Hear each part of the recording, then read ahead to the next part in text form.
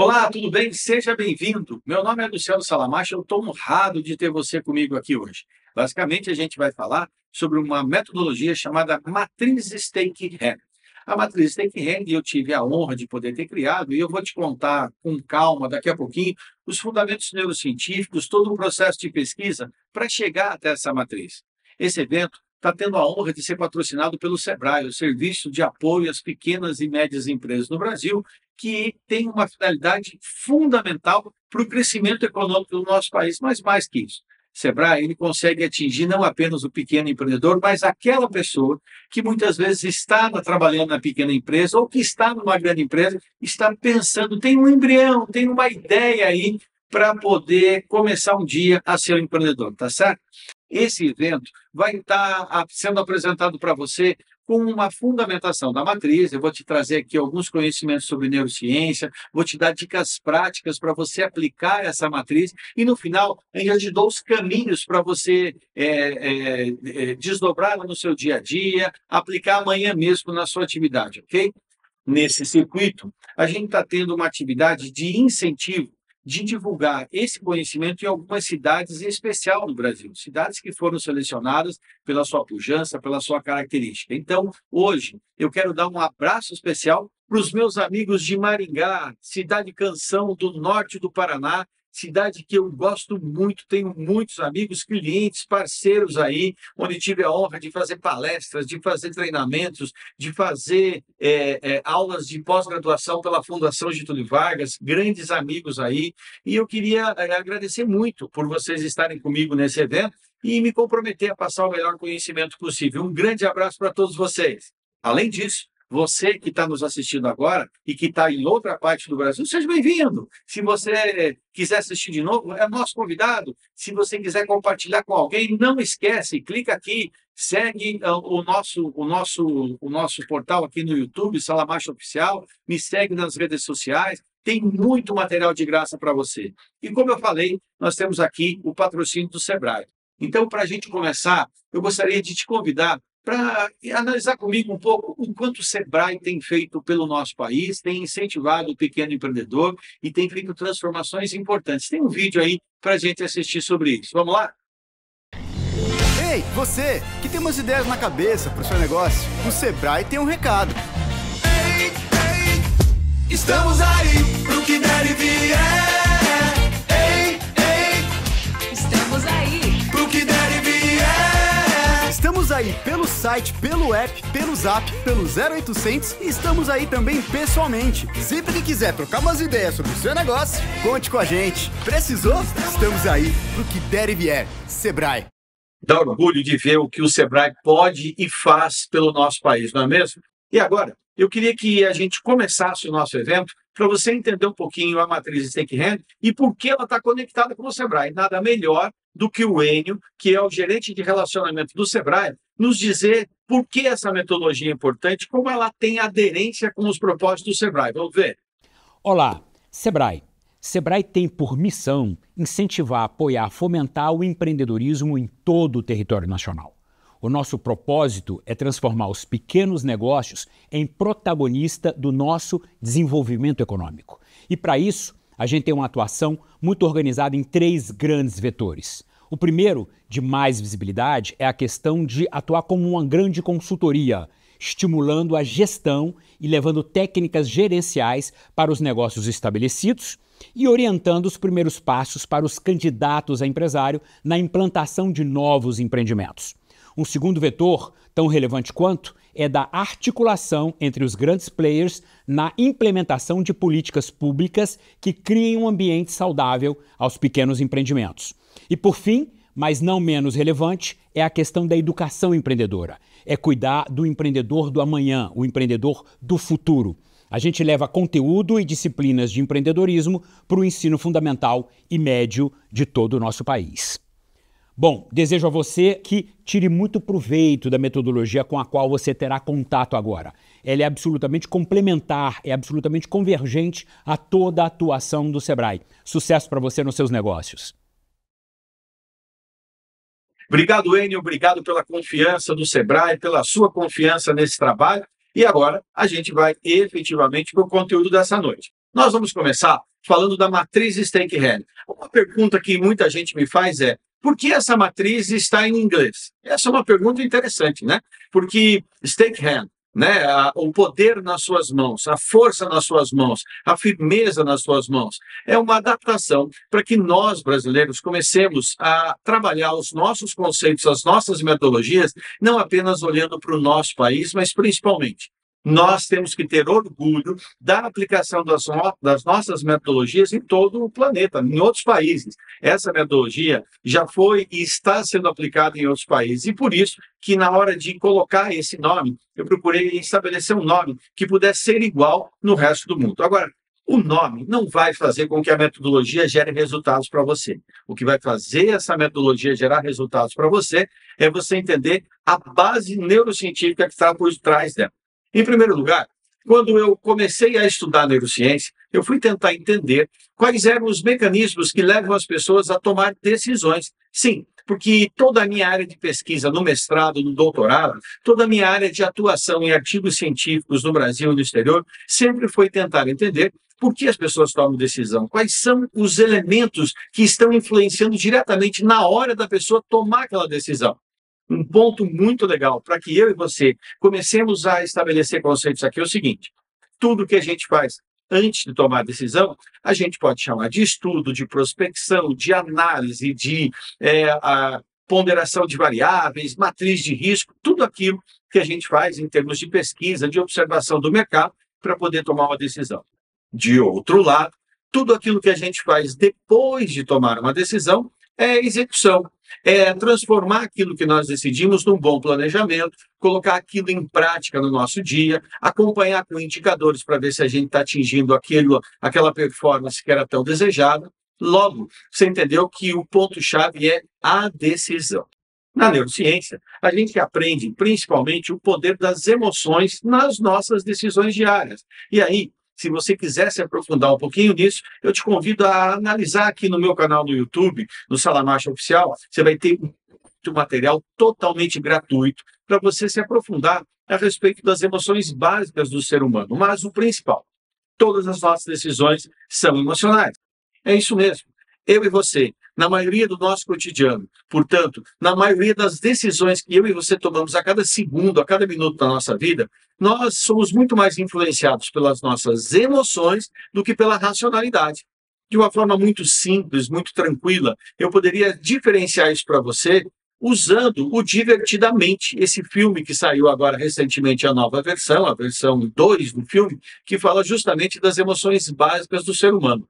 Essas emoções, elas estão compondo, elas temperam a nossa racionalidade. E tenha certeza de uma coisa: as emoções vêm muito antes da nossa consciência. Portanto, as emoções são despertadas no nosso inconsciente.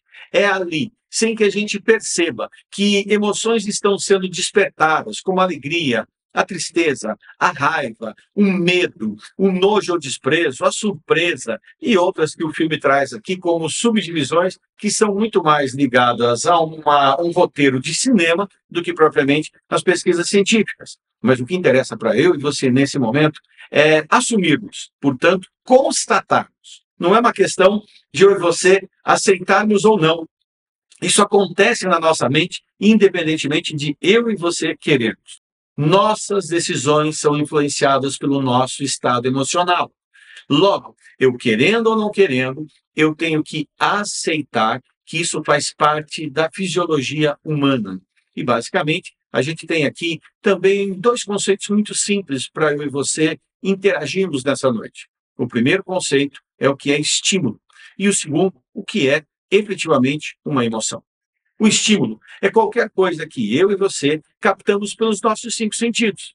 Portanto, quando você sente o frio ou você sente calor, a sua pele está mandando uma série de comandos neuronais, portanto, todo o teu sistema nervoso vai lá para o cérebro. Esse organismo que não tem contato com o mundo externo está trancado na sua caixa craniana, mas que, de outro lado, está interpretando o que os seus emissários, os seus radares captam e traduzem sob um formato de pulso elétrico que o neurônio vai transformar em algum tipo de conceito, algum tipo de conhecimento.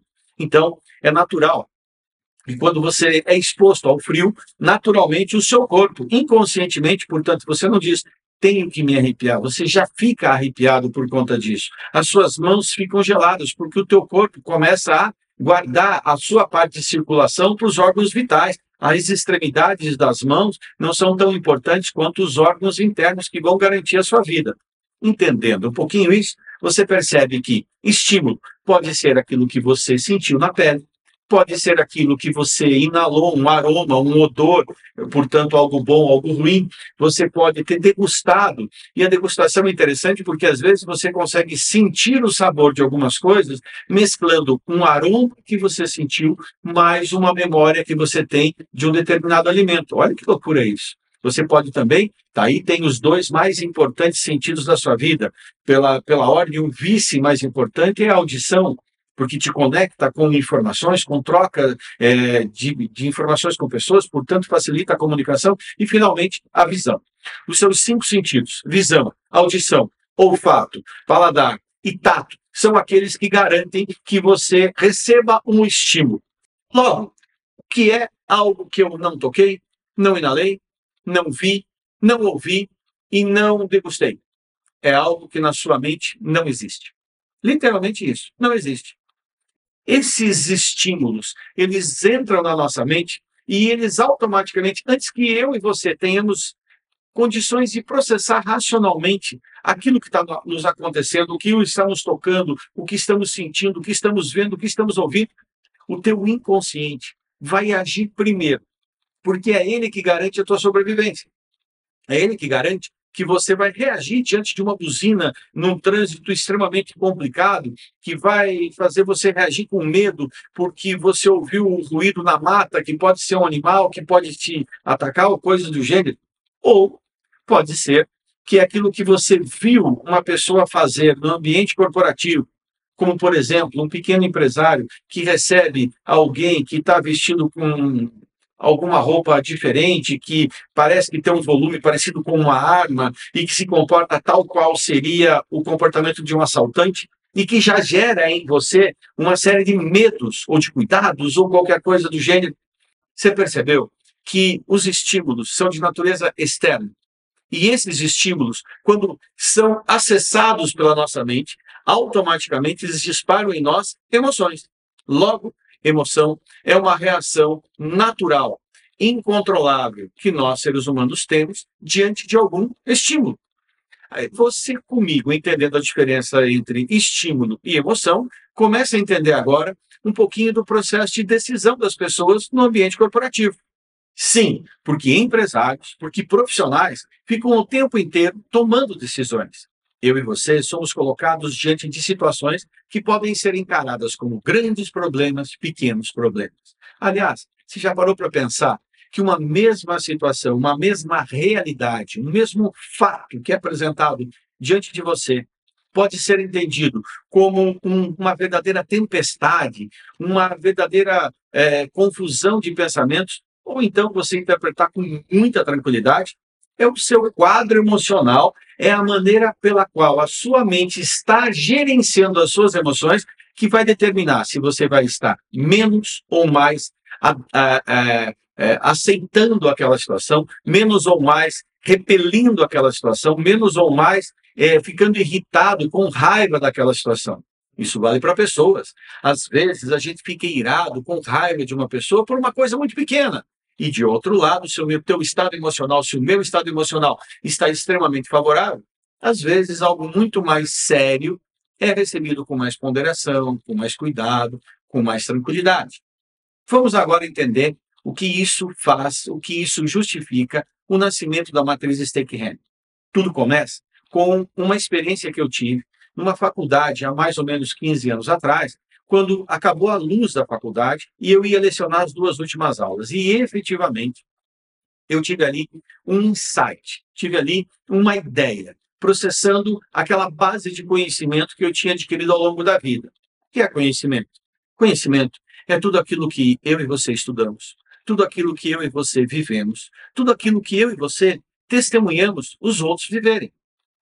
Logo, um belo dia você pegou um livro, estudou e adquiriu um conhecimento.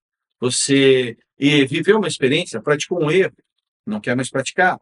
cometeu um acerto e agora você quer cometer novos acertos desses, ou se você quiser inverter a ordem das palavras, eu fiz isso de propósito para você. Já parou para pensar que cometer já leva para o lado negativo? E eu inverti para provocar a sua mente. Cometer acertos, praticar erros. Não tem nada de errado, mas existe preconceitos estabelecidos na sua mente que, à medida em que eu vou falando, já começam a dar um tom prévio sobre um julgamento, portanto, uma conclusão do que eu estou falando. Se eu te disser, eu cometi alguns erros e pratiquei acertos, tem muito mais sonância, tem muito mais harmonia na tua mente que eu colocar. Eu cometi acertos e pratiquei erros. Percebeu isso? Isso tudo a neurociência nos mostra, que muitas vezes nós estamos condicionados a processos decisórios que não estão ali sujeitos a muita variação. E voltando, eu estava na faculdade e de repente apagou a luz de toda aquela região, não apenas da faculdade. Logo, os alunos começaram a entrar em ebulição, começaram a ficar excitados, gente querendo ir embora, aproveitando, gente gritando, e de repente eu tomo a decisão de fazer uma aula no escuro. Fica aqui um convite para você. Se você ainda não teve a oportunidade de conhecer a palestra no escuro, você precisa experimentar essa vivência sensorial. É uma experiência única na sua vida. Durante uma hora, eu fico com você no auditório, com mais 1.000 pessoas, 2.000 pessoas, totalmente no escuro. E eu te mostro o quanto a tua mente pode ser estimulada, o quanto você vai descobrir os seus verdadeiros limites em termos de memória, de aprendizado, de fixação de conhecimento. Mas, voltando para cá, naquele evento que aconteceu, naquela situação, eu acabei ministrando aula no escuro e isso virou uma experiência que tem sido repetida em vários lugares. Naquele mesmo dia, uma coisa ficou clara naquela escuridão para mim. Eu deveria entender mais como funciona a mente do ser humano. Eu fui estudar neurociência e fui começar principalmente a neurociência comportamental. Não com isso, eu me torno um cientista de laboratório, mas cientista do comportamento social, para analisar o comportamento das pessoas no ambiente corporativo, para analisar quais são os processos de decisão que as pessoas tomam no seu dia a dia. E aí, eu comecei a entender que nós, seres humanos, temos dificuldade na nossa atenção de reter muitas coisas e trabalhar com muitas coisas ao mesmo tempo. Ou seja, eu e você temos uma atenção que é uma atenção chamada de voluntária. É aquela atenção em que eu e você tomamos uma decisão. Vou prestar atenção nessa palestra, vou prestar atenção no que eu estou lendo, vou prestar atenção naquele livro, naquele filme, naquele jogo. E você vai perceber que quando você literalmente direciona a sua atenção voluntária, você praticamente desliga de todo o resto. Você tem dificuldades de conversar com alguém prestando atenção numa leitura, conversar com alguém prestando atenção, sei lá, num jogo de futebol. A atenção involuntária é aquela que o teu sistema automático, portanto, o teu inconsciente, coordena e processa com grande qualidade. Eu gosto sempre de citar o seguinte exemplo. Uma mãe está ali fazendo o jantar para a sua família, a TV está ligada, ela está assistindo um filme, uma novela, de repente toca o celular, ela coloca para falar com alguém e tem uma criança no berço que faz um barulhinho ali, um gemido muito comum. E a mãe está muito tranquila, e a criança geme e todo mundo olha e a mãe está tranquila. De repente, a criança faz um barulho diferente. E esse barulho diferente faz com que a mãe desperte do nada. Mas não é porque a atenção voluntária dela estava ligada nisso. A atenção involuntária estava ligada nisso. Você já parou para pensar agora a força que eu e você podemos ter quando a gente coloca a nossa atenção voluntária para agir, para atingir um determinado objetivo, para resolver um problema, mas, ao mesmo tempo, usa mecanismos para que a nossa atenção involuntária seja o tempo inteiro lembrada de não perder o foco. Aí nasce a metodologia da matriz Steichen. Nasce aqui uma fundamentação muito simples, perto do que foi necessário estudar para poder desenvolver Steichen em relação aos fundamentos neurocientíficos de estruturar uma matriz dessa natureza. Você está vendo aí no vídeo que a matriz Steichen é a apresentação da palma da sua mão, de uma mão. Até mesmo para chegar a esse desenho, um grande parceiro meu foi muito competente para chegar a esse formato, a essa afinidade, que não parecesse algo frio, que não parecesse algo artificial que desse identidade para as pessoas. Nós, seres humanos, precisamos nos identificar com as ideias, precisamos nos identificar com os propósitos. Opa, tem aqui uma grande dica para você que é empreendedor. Se você quer ter uma equipe efetivamente que luta ao seu lado, que briga pelos mesmos objetivos que você, que almeja os mesmos resultados que você, essas pessoas têm que se identificar com esses objetivos, com esses resultados. Se essas pessoas não perceberem que há emoções positivas naquele esforço para atingir os resultados, cumprir os objetivos, tenha certeza, não vai rolar. Olha só, a matriz Stakehand começa com uma interpretação muito simples da sua mão. Então aqui eu peço que você comece a interpretar comigo a palma da sua mão. A nossa palma da mão tem, em primeiro lugar, um conjunto de sensores muito mais afinados com o teu sistema nervoso. Você tem uma alta sensibilidade na palma da sua mão. Se você observar, a palma da sua mão, ela consegue se contrair e expandir com grande facilidade. Ou seja, se tem algo que pode afetar a palma da sua mão, ela se fecha. Se, de outro lado, você se sente seguro para ter relações verdadeiras, então a tua sensibilidade está aflorada. A palma da sua mão eu costumo apresentar como seu eu verdadeiro. Ou seja, essa aqui é a tua imagem verdadeira. Não aquela que você apresenta para os seus amigos, que você coloca nas redes sociais, mas essa que você interage comigo aqui e que, se eu te encontro ali na rua, será da mesma maneira. Que os teus amigos, as pessoas íntimas de você dirão, não, essa pessoa é literalmente assim. O teu eu verdadeiro, ele te demonstra claramente que você tem vários traços, várias linhas, que também podem ser utilizadas lá pelos ciganos, como a linha da vida. Tem pessoas que se dedicam a fazer leituras sobre essas linhas. O que interessa aqui para nós é outra coisa. É o quanto você, quando pega um espelho, por exemplo, você segura o espelho assim, e é a sua palma da mão que está direcionada para você. É ali que você se identifica. Logo, eu e você, num processo da matriz Stakehand, temos que nos preocupar em libertar toda essa sensibilidade para entender como nós efetivamente estamos. Se eu não estou bem, eu me fecho. Mas eu posso me abrir a novas ideias, eu posso ser sensível a problemas que os outros apresentam. De outro lado, as costas da sua mão. Se você observar, ela é muito menos sensível, ela é mais áspera, ela é mais rugosa, ela tem menos terminais nervosos para te dar sinais, diferentemente daqui. Quer um exemplo? Quando você já deve ter tido a experiência de experimentar ser cozinheiro por um dia. Todo cozinheiro, um dia, vai cortar a sua mão. Quando você corta a digital do seu dedo, já parou para pensar o quanto aquilo incomoda, quanto aquilo arde? Bem diferente das costas da sua mão. Sensibilidades diferentes. Você, verdadeiro, tem muito mais sensibilidade. E o empreendedor, quando é sensível ao que está acontecendo no ambiente, tem ideias que podem fazer a diferença. Tal qual um professor um dia, que quando toda a luz da faculdade acabou e todo mundo foi embora, ele ficou e deu aula. E com isso, eu publiquei artigos científicos no Brasil e no exterior e já fiz essa palestra no Brasil e no exterior para muitas pessoas. Às vezes, o simples está diante de nós. A simplicidade de você lembrar todos os dias, quando tocar na sua mão, que o teu eu verdadeiro tem que estar bem. Ele tem que ter ali as marcas do teu esforço, mas não as feridas por você não ter respeitado o teu esforço.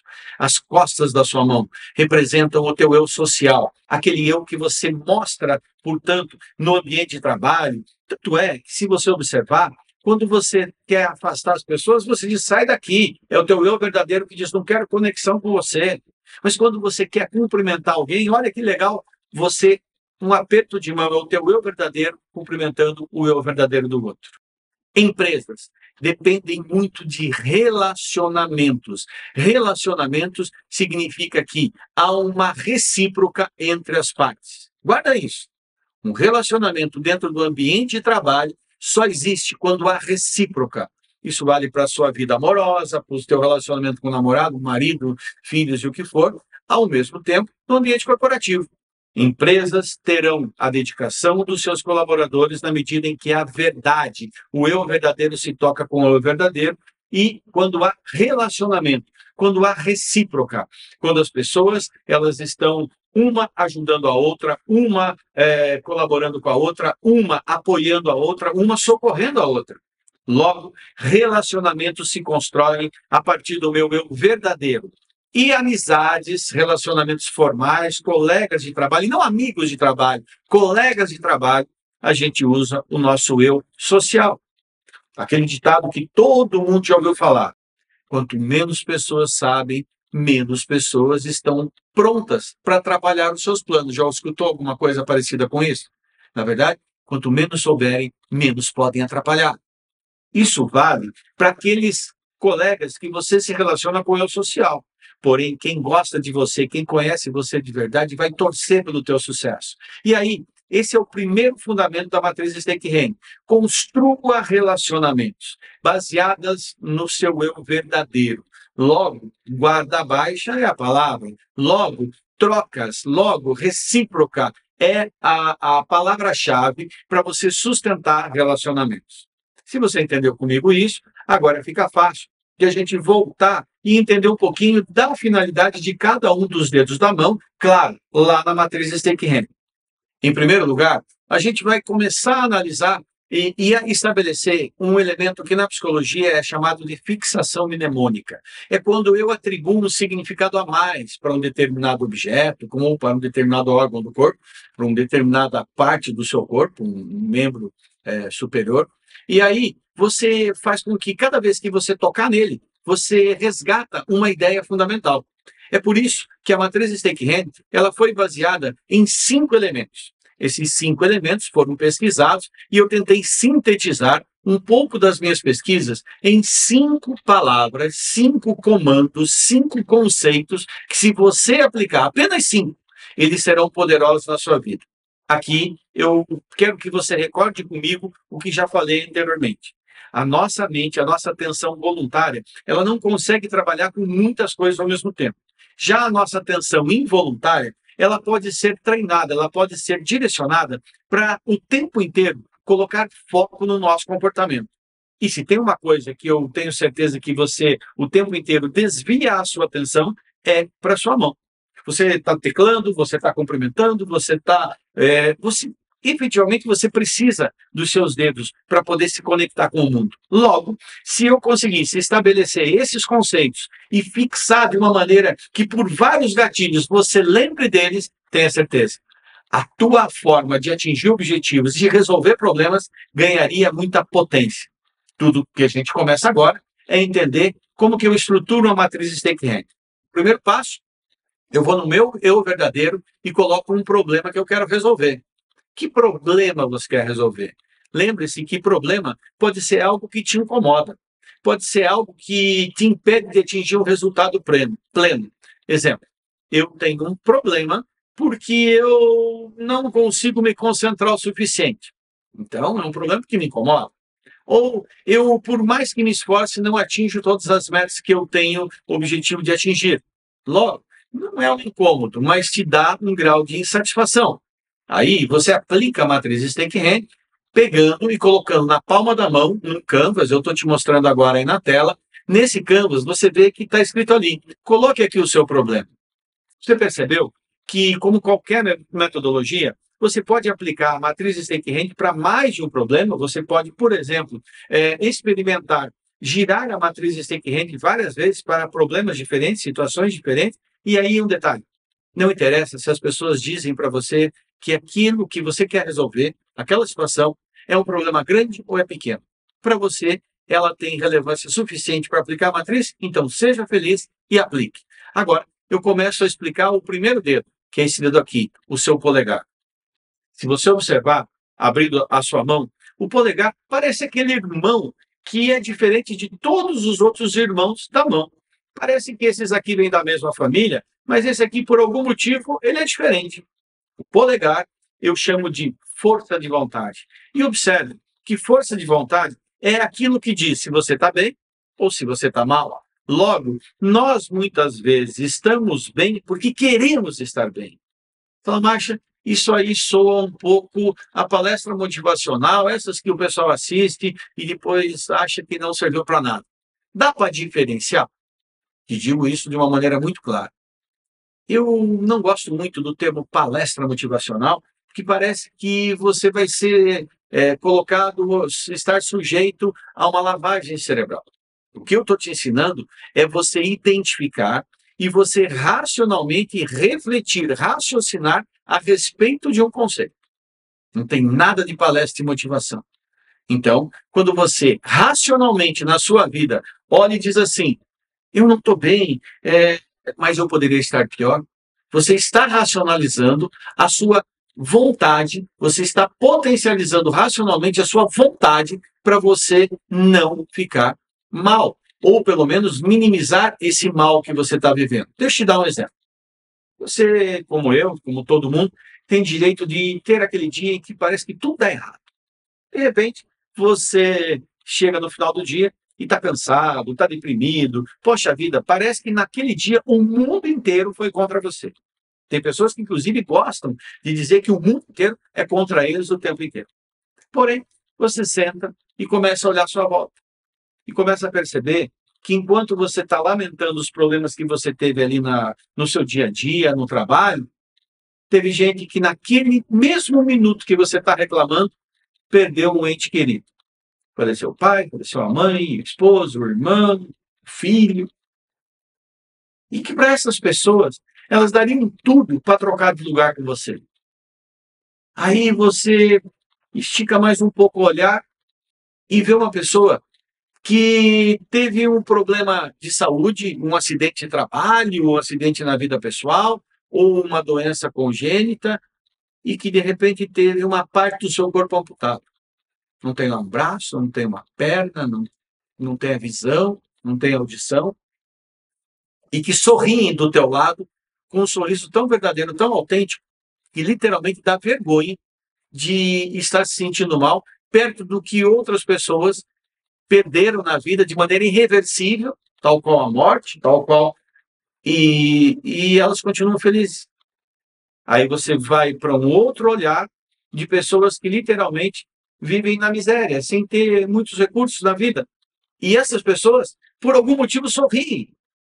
E você percebe que o que é em comum entre todas essas pessoas que superam grandes dramas é a força de vontade. Logo, se você parar comigo e pensar, a força de vontade é o dedo mais importante da sua mão. É ele que possibilita o que na medicina é chamado de movimento de pinça. É a força de vontade, é o polegar que permite que você tenha habilidades para você fazer uma série de movimentos e segurar uma série de coisas que você quer. Logo, a força de vontade não é diferente. A força de vontade é o que vai te permitir trabalhar com qualquer outro elemento da cadeia sem reclamar. Já parou para pensar quantas pessoas reclamam das suas dificuldades no dia a dia? Quantas pessoas reclamam que tem cliente chato, que tem colega chato, que tem fornecedor chato, enfim, o que for? Se você observar, muitas vezes, a maneira pela qual a gente quer interpretar as situações vai mudar o nosso comportamento. Você deve estar pensando, força de vontade está mais ligado ao meu lado racional ou ao meu lado emocional? Olha que pergunta boa. Vamos começar a pensar a respeito disso? O meu lado racional sempre chega depois. Esse é um detalhe importante. A emoção sempre chega primeiro. Sempre você diz assim racionalmente, eu não devo ficar com raiva disso, mas é que você já está com raiva. Primeiro surge a raiva, depois surge a racionalidade tentando te segurar. E a força de vontade é você estimular um estado emocional ainda que usando elementos de racionalidade. É repetir para você mesmo, porque o nome disso é condicionamento mental. Toda vez que eu e você praticamos um exercício físico, uma corrida, a gente vai ganhando performance. E a gente agora vai indo muito bem. Eu e você aprendemos a dirigir e lá no começo a gente estava todo inseguro. Hoje a gente dirige e nem pensa direito no que está fazendo, do ponto de vista de movimentos automáticos. Isso é condicionamento mental. Eu e você temos que condicionar a nossa mente para ter a força de vontade em alta. Força de vontade é a vontade que eu tenho com muita força. É por isso que quando você faz uma carteira de identidade, você coloca esta marca. O teu polegar é a tua força de vontade, a sua marca pessoal. No ambiente da Stake Hand, cada vez que você tem um problema, como por exemplo, nós precisamos melhorar o faturamento da nossa equipe, você tem que fazer algumas perguntas para a sua equipe. Nós queremos realmente aumentar esse faturamento? Nós queremos realmente ser as pessoas que vão aumentar esse faturamento? Porque às vezes o pessoal quer, mas não quer ser o agente da transformação, da mudança. Ele quer que as coisas aconteçam. Ele quer que os clientes venham atrás. Ele quer o fato, mas não quer fazer o ato. Se liga comigo. Força de vontade é aquela força que a gente tem e que nos move a praticar atitudes, nem sempre nos melhores momentos, mas que nos deixam firmes no nosso propósito.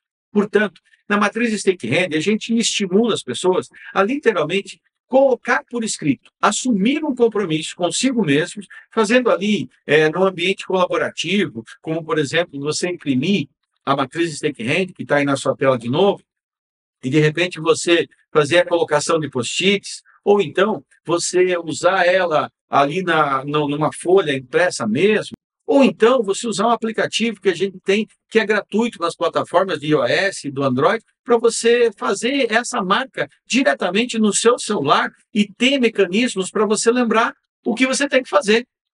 Olha que interessante. É condicionar o seu cérebro sobre por que você realmente quer aquilo. É sim um estímulo de natureza emocional. E lembre-se, as suas decisões no dia a dia para contornar problemas vão depender da sua força de vontade. Quanto mais você querer superar, quanto mais você quiser enfrentar os desafios, menos você vai fugir, menos você vai ter medo, portanto, menos você vai ter insegurança achando que não é capaz de fazer algo. Literalmente, a força de vontade coloca você numa condição de poder interno e impulsiona você para aplicar os outros dedos da Stake-Hand. Então, se liga comigo. Lá na matriz, você tem que responder. Você quer? Responda comigo agora. Você quer isso? Você realmente quer? Por que você quer isso? Coloque na matriz, eu quero isso por causa tal, tal, tal. Você escreve. Quando você escreve, você assume um compromisso. Quando você escreve, você não permite que amanhã a sua mente te traia e você fique dizendo que não era bem assim. Percebeu a diferença? Essa é uma síntese desse dedo chamado força de vontade na sua vida. E agora a gente vai para esse dedo aqui. Já parou para pensar que toda vez que você está numa reunião e quer dar uma opinião, você não ergue esse dedo aqui você diz se você está bem, não está bem. Você confirma com as pessoas, você se une com as pessoas, estabelece relacionamentos com esse dedo. Agora, quando você está numa reunião, você levanta esse dedo aqui, que é o dedo do conhecimento. Guarda bem isso. Força de vontade, conhecimento. E aí, você começa a perceber que quando nós, no corporativo, lá nas empresas, você quer ter um novo empreendimento, você tem uma ideia de repente, abrir um novo empreendimento, uma lavanderia, uma cafeteria, uma brigaderia, ou qualquer outro tipo de segmento, uma indústria, para fabricar algum tipo de produto, enfim, o que você quiser. Em todos os casos, a força de vontade é o que move o empreendedor a literalmente dar o primeiro passo, a sair daquela inércia e arriscar um pouco na sua vida. Então, a gente sabe o quanto o empreendedorismo requer, portanto, tem necessidade da força de vontade. Mas tem muitos empreendedores que, por falta de conhecimento, não sabem o caminho que devem seguir. É isso mesmo. Se você observar, é o conhecimento que direciona a sua vida. É o conhecimento que diz, olha, vá por aqui, vá por ali. É o conhecimento que te une às pessoas. É o mesmo conhecimento que, algumas vezes, usado com arrogância, afasta as pessoas de você. Deixa eu te dar um exemplo. Quando você quer ser arrogante com alguém, ou quando você lembra de pessoas que são arrogantes, pessoas que têm conhecimento. Elas dizem, você não pode fazer isso, você vai para lá, você vai para cá. Está vendo o eu social dessa pessoa aqui? Ele é completamente inflexível. Ele simplesmente determina o que você deve fazer. Agora, quando você usa o conhecimento de verdade, você vira a tua palma da mão e só tem uma coisa que você faz com o conhecimento. Você aproxima as pessoas de você. O conhecimento aproxima você dos resultados e do sucesso. O conhecimento fortalece a força de vontade. O conhecimento é o irmão de toda a hora da força de vontade. Se você observar, a gente poderia fazer uma metáfora aqui para diferenciar dois tipos de conhecimento que transitam na sua vida o tempo inteiro. como se eu pudesse partir o seu dedo do meio e dissesse que metade do seu dedo significa o conhecimento formal, aquele conhecimento que a gente adquire nos livros, nos estudos, aquele que está literalmente transcrito, ele está estruturado para você. Mas tem um outro conhecimento, que é o conhecimento chamado tácito, que é aquilo que não está escrito em lugar nenhum, mas que eu e você, a cada segundo, vamos acumulando na nossa mente e vamos fazendo o que é chamado lá na academia de curva da experiência. A curva da experiência é quando eu e você começamos a nos tornar hábeis ao realizar determinadas tarefas, porque a gente, de tanto acertar, de tanto errar, ou de tanto ver os outros acertarem ou errarem, ou de tanto estudar, então eu pego o conhecimento formal e o conhecimento tácito, um dos dois, e eles estabelecem em você muito mais capacidade de tomar decisão, muito mais capacidade de analisar uma situação, muito mais capacidade de dizer sim ou de dizer não, principalmente de indicar que caminho você deve seguir. Agora, olha só, tem gente que tem força de vontade. Quando não tem conhecimento, fica difícil pegar as coisas, fica difícil trazer os objetivos para si. Tem gente que tem conhecimento, mas por não ter a força de vontade suficiente, desperdiça o conhecimento. Não usa esse conhecimento como ele realmente poderia fazer. Aí, na matriz de Steinhart, o que a gente faz? A gente coloca lá em primeiro lugar, na força de vontade, por que eu quero isso? O que exatamente eu quero? Quais são os elementos que me levam a ter essa vontade e para que me lembrem que quando eu estiver esmorecendo essa vontade, eu resgate esses conhecimentos, eu resgate esses gatilhos mentais que eu racionalmente construí para que eu não esmoreça, para que eu não baixe a minha vontade de vencer, de fazer acontecer. E, de outro lado, eu coloco na matriz que conhecimentos eu tenho e que eu tenho que utilizá-los como uma fortaleza. Aquilo que me diferencia dos demais, mas também o conhecimento que eu não tenho e que preciso adquirir. Você percebeu que no dedo do conhecimento, na aba, na vertente do conhecimento, eu e você estamos fazendo uma espécie de uma avaliação de tudo aquilo que eu sei e que eu tenho que aproveitar e daquilo que eu não sei e que, de outro lado, eu preciso adquirir, eu preciso aprender. Pessoas autocríticas, muitas vezes, não enxergam o quanto elas já conhecem. Elas se preocupam muito mais em ficar dizendo, porque eu devia saber, devia fazer aquilo, devia saber aquilo. Elas sempre se destroem. Fica comigo agora e presta atenção. Enxergue diante de você uma gangorra. Portanto, algo que é inversamente proporcional. De um lado, você tem uma coisa chamada insegurança. De outro lado, você tem uma coisa chamada autoestima. Vamos entender o que é cada uma delas? Autoestima é aquela habilidade que você tem, aquela emoção positiva que você tem quando olha no espelho. Quando você reconhece que, independentemente de você conhecer muito ou pouco, de você ter tido muitas ou poucas oportunidades na vida, mas você se orgulha de quem você é. Você acredita no seu potencial. Pessoas com autoestima alta são pessoas extremamente confiantes, pessoas que encaram desafios, que assumem riscos. Empreendedores têm autoestima elevada. Agora, se a minha autoestima está alta, o que está baixa? A insegurança. E a insegurança é a gente achar que não vai conseguir realizar uma tarefa. A minha autoestima está legal, mas quando a minha autoestima está caindo, a insegurança sobe. Percebeu agora? A insegurança é você achar que não vai dar conta de uma atividade, que você é fake, que você não é capaz de realizar alguma coisa, que as coisas boas só os outros que são capazes, que você não é capaz. Então se ligue comigo agora. O conhecimento exige que você conheça mais quem é você, tudo aquilo de bom que você tem e, ao mesmo tempo, aquilo que você precisa melhorar.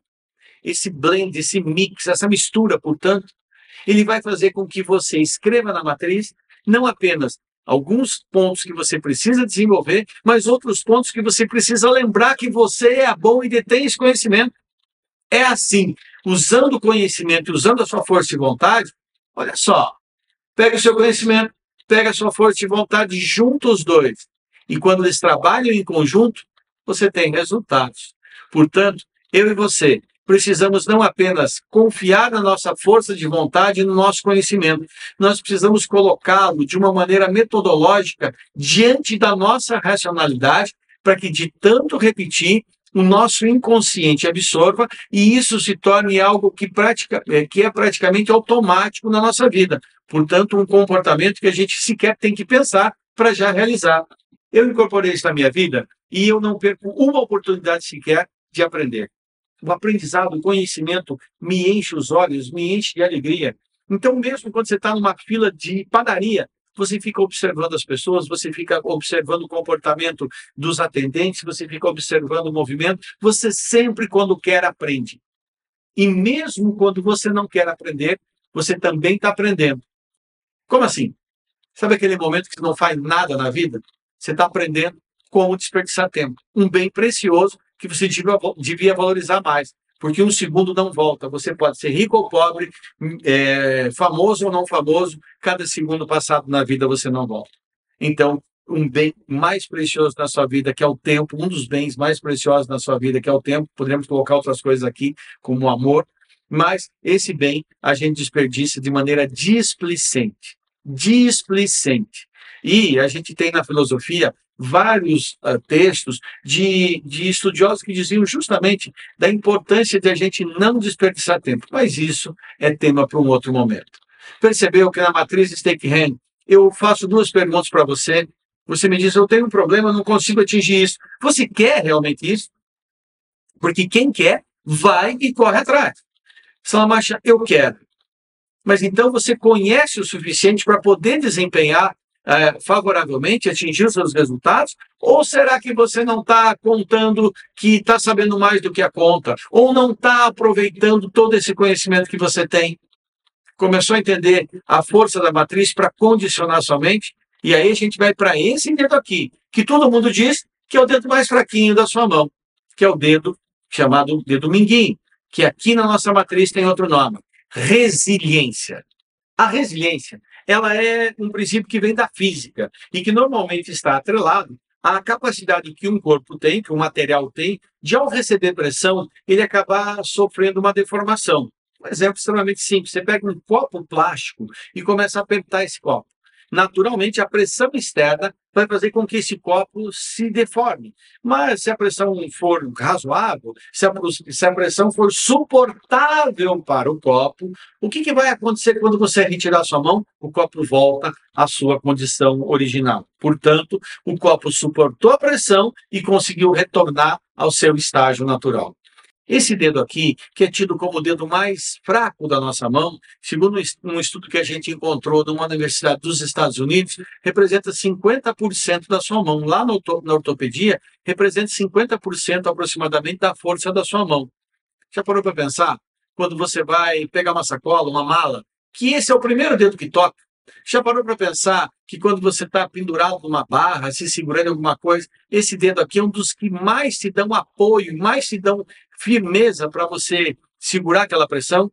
A resiliência, especificamente aqui na matriz Stake-Hand, é uma lembrança poderosa, muito poderosa, para que eu e você tenhamos na nossa mente que eu assumi um objetivo de resolver um problema, nós teremos que suportar o caminho para resolver esse problema. Muitas vezes não adianta a gente desejar que uma coisa melhore. Não adianta nada a gente ficar torcendo que a prova seja fácil amanhã. A prova não está nas suas mãos. Aliás, já parou para pensar que a matriz fala do que está nas suas mãos para resolver o problema? A prova não está nas suas mãos, não está nesses dedos aqui. Agora, a resiliência para suportar o tempo necessário para fazer o estudo, para repetir quantas vezes você tiver que repetir até memorizar aquilo, isso é um processo de resiliência. Resiliência é a capacidade que a gente tem de, mesmo em condições adversas, suportar a pressão. Quem de nós, empreendedores, então, isso é muito comum. Quantas vezes eu, você, deixamos de nos alimentar na hora certa, pulamos uma refeição como um almoço diante de tantos compromissos? Em primeiro lugar, isso não é motivo de orgulho. Mas, naquele momento, a gente fez porque a nossa mente entendia que havia uma emoção positiva a ser conquistada. Por exemplo, você trabalha num hospital, você é enfermeiro, você é médico, e de repente, depois de um plantão de 24 horas, o seu amigo, que é médico, que é enfermeiro, te liga e diz assim: estou preso no engarrafamento, e devo chegar daqui meia hora. Se eu conseguir, eu estou desesperado aqui, estou atrasado. E mesmo diante de todo o cansaço, a tua resiliência aflora e você vai lá e continua atendendo as pessoas naquele hospital, naquele posto de saúde, porque a resiliência faz você suportar as pressões do dia a dia. As pressões que nem sempre serão suportadas e que a gente acaba, que nem sempre a gente consegue blindar para atacar a nossa força e vontade. Já parou para pensar que eu não preciso de resiliência para atacar o meu conhecimento? Já parou para pensar que conhecimento é muito mais racional, enquanto a emoção é muito mais emocional? Já parou para pensar que nessa matriz você tem emoção e razão, dois elementos vivendo um ao lado do outro, e quando você junta aqui, você junta conhecimento e você junta força e vontade, você é preciso. A força está nesses 3 dedos, a precisão está nesses 2 dedos. Você passa um fio na agulha com esses 2 dedos. A precisão está aqui. É com esses dedos que você segura uma caneta para escrever o seu futuro. Esse é o ponto. E a resiliência é a sua capacidade de fazer um pacto consigo mesmo, de suportar aquele caminho que nem sempre vai ser um caminho de glamour, um caminho de coisas fáceis. Quantas vezes na sua vida você já recebeu um não? Quantas vezes na sua vida você teve a tua força de vontade afetada pelo não que você recebeu? Agora, o teu conhecimento continua lá. Porque quando você estuda, aprende algo, como você está tendo nessa palestra, nessa noite, muito sobre neurociência do comportamento humano, você vai automaticamente internalizar aquilo e você não vai se afastar disso. Então, a matriz Stake-Hen, ela que pede que você coloque lá os teus compromissos de suportar. O que você se dispõe a abrir mão? Ou o que você se dispõe a enfrentar sem perder a força de vontade no caminho que o teu conhecimento indica que é o correto. Por exemplo, você decide fazer um mestrado, fazer um doutorado, fazer um curso de inglês, o que for. Você decide aprender. Você quer aprender. É um conhecimento que você não tem, que você tem que conquistar. Mas isso vai fazer com que você tenha que renunciar a algumas horas de lazer, algumas horas de sono, algumas horas de esporte, algumas horas de entretenimento, sei lá. Eu costumo dizer para os alunos dos MBAs, não dá para fazer o MBA sexta-noite, sábado de manhã, participando da balada da sexta-noite, de todos os churrascos e todas as festas da manhã do sábado. São escolhas. Quando a gente coloca isso racionalmente, a gente prepara a nossa mente para um estado emocional negativo. Preste muita atenção. Lembra da história do copo? Lembra do copo? Quando tem uma certa resistência, ele recebe a pressão, mas ele consegue voltar? Significa que força de vontade e resiliência devem vir juntos. Aliás, se você pegar o dedo da resiliência, ele só tem facilidade de tocar na mesma mão o dedo da força de vontade. São 2 emoções extremas. A emoção do querer e a emoção do suportar. É a alegria de iniciar e aqui a dor de continuar. É a dor do revés, é a dor do problema. Coloque numa matriz Stake-Hen. Por que você quer? Isso é a força de vontade. O que você deve conhecer, é o conhecimento. O que você se dispõe e tem ciência que vai suportar. E até mais. Coloque quais são os elementos que você nem tem certeza que pode acontecer, mas se acontecerem, você vai suportar. Quer um exemplo? Você coloca mais ou menos assim: eu vou ter a resiliência de, enquanto a minha empresa, a minha pequena empresa, estiver no começo, por mais que eu tenha vontade de desviar parte do capital de giro da minha empresa para comprar, trocar o meu carro, comprar aquilo para a minha vida pessoal, eu tenho conhecimento que o capital de giro da minha empresa é necessário para a minha empresa continuar existindo. Eu vou ter a resiliência de viver com aquele carro mais velho um pouquinho, de manter meu padrão de vida um pouco mais baixo, de eu suportar negativas de clientes. Quando eu abro uma empresa, pode ter muitos clientes que dizem assim: será que você, literalmente, eu posso confiar no seu produto, no seu serviço? Ora, a resiliência vai fazer você suportar tudo isso. Portanto, a matriz, nesse dedo aqui, que é a resiliência, ela te coloca que não é porque você pensa que é fraco, que você pensa que esse dedo aqui é vulnerável, que ele não vai contribuir com muita força na sua vida. Se você observar, nós já temos aqui os extremos, força de vontade e resiliência, com um primeiro mediano, que é o conhecimento. Duas emoções, duas características ligadas à emoção e uma característica ligada ao conhecimento. E aí vem esse dedo aqui que eu fiz questão de erguer com a mão esquerda, porque tem a minha aliança de casamento. Esse dedo é chamado de dedo anelar. Esse dedo anelar, ele tem uma função muito específica na nossa matriz. É a disciplina. E a disciplina é um elemento que muita gente não está levando a sério hoje em dia. Por quê? Porque é fácil para mim, fácil para você, muitas vezes criarmos desculpas para justificar a não continuidade de uma determinada tarefa. Não tem nada a ver com suportar pressão ou não. Tem muita gente que abandona as tarefas sem pressão nenhuma. Simplesmente não tem disciplina de ir até o final. Não leva o que é tratado até o final. Vou te dar alguns exemplos aqui. Empreendedores, quando começam o seu negócio, quando começam aquele sonho, eles não estão muito preocupados com o horário. Mas eu tenho certeza que você vai lembrar aqui de situações em que era, por exemplo, você lembra que o teu fornecedor fecha às 6 horas da tarde e faltam 4 minutos para as 6.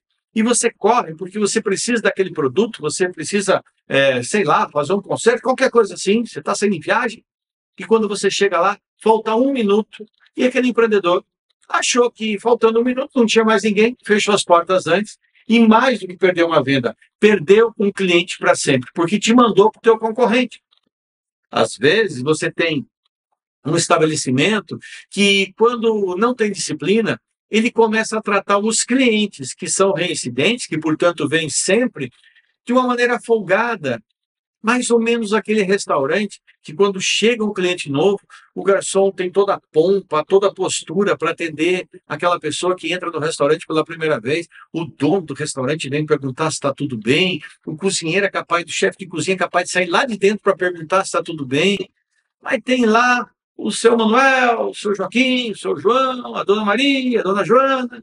Aqueles clientes que vêm toda semana, em que o garçom já não se importa muito. O cliente, de repente, o seu Manuel e a dona Joana, um casal, sempre pedem o mesmo prato. Mas naquele dia, um deles falou para o outro, vamos dar uma variada hoje, vamos dar uma olhada no cardápio. E o garçom, achando que já sabe demais, acha que tem conhecimento demais, não tem uma vontade de ser um grande garçom, a resiliência dele pode estar inabalada, ele suporta. Mas ele não tem disciplina de oferecer o cardápio da mesma maneira. Ele quer atalhar a vida. Ele não tem a disciplina de fazer os procedimentos. De repente, ele chega e diz, bom, é o mesmo prato de sempre, né? Tá tudo bem. Ah, a gente até pensou, não, mas então tá bom, vocês querem com má vontade. Aí o casal pede um outro prato, porque eles queriam realmente trocar o prato. E, de repente, era um prato que era peixe, e o prato é servido e a senhora diz, olha, eu sempre como carne, mas hoje aqui é peixe, o talher não é... Poxa, é verdade, me desculpe. Disciplina zero. Disciplina, pessoal, é o que faz um profissional atingir resultados, atingir metas, cumprir objetivos. É a disciplina que nos faz continuar todos os processos até o final. Uma vez, eu escutei de uma pessoa algo que eu me apaixonei por essa resposta. Literalmente, eu me apaixonei. Eu cheguei para um profissional que me disse o seguinte, olha, eu tenho como meta organizar tudo isso aqui. E eu quero entregar para o meu cliente, porque eu acho que esse cliente merece. Eu quero entregar, pegando uma escala de 0 a 100, ele quer fazer os 100 propósitos, os 100 tópicos ali para ficar perfeito o embrulho, presente, sei lá o quê. Aí, uma pessoa chega e diz assim, ei, mas vem cá, o cliente não, você nunca prometeu o número 100 para o cliente. Se você fizer do jeito que você já fez aqui, o cliente nunca vai perceber, ele não sabe. Aliás, ele vai dar de presente para outra pessoa. É um, sei lá, um presente de casamento. E a pessoa respondeu assim, olha, eu sei que o cliente não vai saber, eu sei que a pessoa que ganhar o presente do cliente não vai saber, mas a minha consciência sabe que eu não fiz tudo aquilo que eu devo fazer. E contra a minha consciência, eu não consigo vencer. Porque, neurocientificamente, com, vem do latim, significa junto, ciência, conhecimento. É o que nos difere dos outros animais sobre a face da Terra. Um cachorro, quando abana o rabo, ele não sabe que está abanando o rabo. Ele simplesmente segue o seu instinto. Mas o ser humano, quando faz algo, a consciência dele fala, literalmente lá, dói na mente da pessoa que ela está fazendo algo errado. É claro que tem pessoas que são hábeis em criar desculpas, em fazer o chamado auto-engano. E a matriz Steinken, ela vai de encontro a esse auto-engano. Porque à medida em que você formaliza, portanto, coloca por escrito quais são os elementos que você determina para garantir a sua força de vontade, por que você quer e o que você tem que fazer para não perder sua força de vontade, que conhecimento você já domina que tem que ser explorado, que conhecimento que você tem que adquirir, o que você se propõe a suportar e quais são os pesos que você acha que está disposto a encarar e que você tem que se preparar para encarar também. Você não sai fazendo uma maratona sem se preparar para a pressão, para o frio, para o calor, sei lá. Você tem que ter um preparo com a roupa certa, com a alimentação certa, enfim. Da mesma maneira, a resiliência precisa desse apoio. E aí, você vai para a disciplina. A disciplina é você literalmente condicionar sua mente, criando um pacto por escrito do que você se compromete a fazer até o final. Eu poderia dar inúmeros exemplos. Tem, inclusive, um humorista, um programa de humor, que dizia assim, para tirar 10, qual é isso? E ele acabava com tudo que tinha feito. Era mais ou menos assim a cena. Se eu não me engano, era o Chico Anísio, né? Ele perguntava na escolinha do professor Raimundo. Então, ele perguntava algo complexo, o aluno não respondia. Perguntava mais algo complexo, respondia tudo. Ele dizia, agora para tirar 10. E isso? E o aluno arrebentava. O que o aluno teve? Não teve disciplina de ser sério até o final, de ter concentração até o final. Entenda comigo isso. Não adianta você querer ter conhecimento suficiente e achar que o resultado vem. O resultado não vem quando a disciplina e a resiliência não estão do seu lado, por isso que elas são irmãs. E eu te disse que emoção está ligada à força de vontade, emoção está ligada à resiliência, conhecimento está ligado à racionalidade e disciplina, à racionalidade. A gente aprende a ser disciplinado, a gente aprende a seguir regras. Pessoas disciplinadas respeitam regras, conhecem regras. Pessoas disciplinadas não saem fazendo as coisas sem pelo menos entender isso pode fazer, isso não pode fazer, é assim que se faz. Muitas vezes você tem numa empresa uma pessoa que o mundo é site de busca e ela não precisa conhecer. O senhor me diz o que se quer, eu quero a emprego. O senhor me diz o que é, que eu vou lá e pesquiso no Google. E o que tem hoje de orientação positiva, mas de muita orientação errada, faz com que a pessoa, por não conhecer, vai cometer um erro. Aí você chega e diz, mas você não viu que estava errado?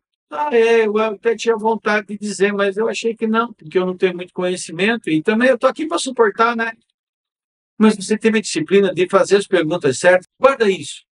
A disciplina nos leva a fazer perguntas. Então, coloque lá na matriz Steinken o que você deve lembrar que é fundamental para você atingir o teu resultado. Muitas vezes, lá na área da estratégia, isso é chamado de fatores críticos de sucesso.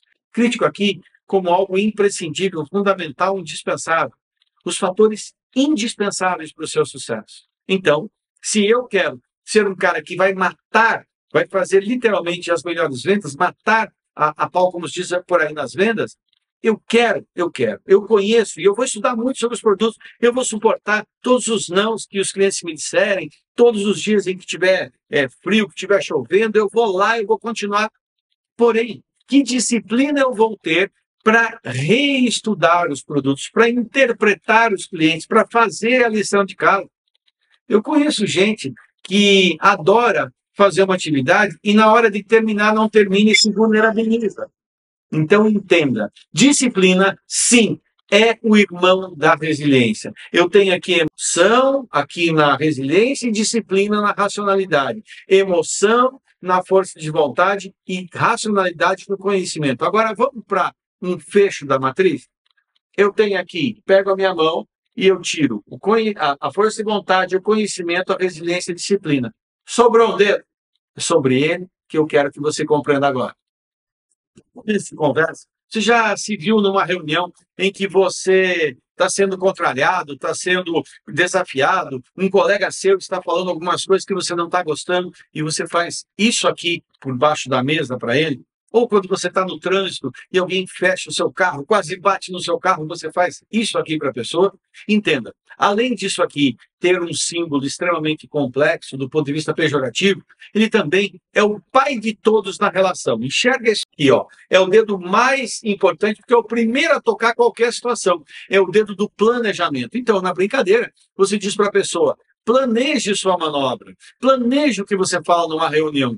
Planejamento é a capacidade que a gente tem de ordenar todas as nossas decisões. Lembra lá do começo da nossa palestra, quando eu disse para você que tudo que você faz antes de uma decisão é prospecção, estudo, análise, avaliação. Tudo que você faz depois da decisão é a execução, e a execução exige planejamento. Logo, na matriz Steinheim, quando você tem um problema, você decide o que você quer, você decide que conhecimento você deve buscar, você decide o que vai suportar e decide o que você tem que fazer ali, o que você vai levar até o final. E o teu planejamento, se você ainda quer pegar as suas falanges do dedo, você coloca planejamento de curto, médio e longo prazo. Você tem que ter na sua vida, na sua empresa, coisas que você tem que atingir nos próximos 30, 60, até 90 dias. Entenda isso. Planejamento de curto prazo. Quais são os alvos? Quais são os indicadores? Quais são as métricas para você saber que você atingiu os teus objetivos nos próximos 90 dias? Um segundo conjunto de objetivos é um conjunto de objetivos que você vai pegar de médio prazo, de 90 até de 90 dias até 360 dias. Então, você vai pegar de 3 meses a 1 ano, que é um prazo médio, para dizer o que eu preciso atingir. O que é que eu tenho que fazer depois dos 90, quando eu atingir aqueles indicadores mais próximos, mais micro, e aquilo que eu começo a estender. Então, teu planejamento sai da tua base e diz assim, olha, para eu resolver o problema das minhas metas, de cara, eu preciso fazer uma visita a uma série de clientes aqui que estão não atendidos bem, que eu nem visitei, ou qualquer coisa do gênero, novos clientes.